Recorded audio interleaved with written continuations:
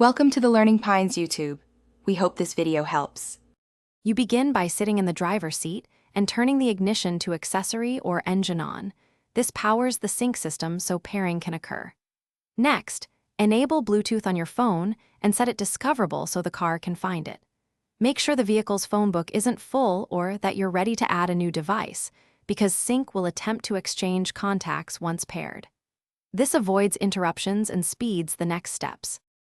Now you press the phone button on the dash or select phone from the sync menu. This tells the system you want to add a device.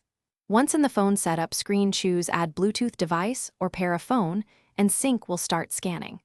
On your phone, select Ford Sync from available devices when it appears. Sync displays a PIN to confirm. Use this step to verify identity and avoid pairing with a nearby car, then accept on both ends to proceed. Once the PIN matches on your phone and sync, confirm it on both displays so the secure link is established. This is how the system verifies you're pairing the correct device.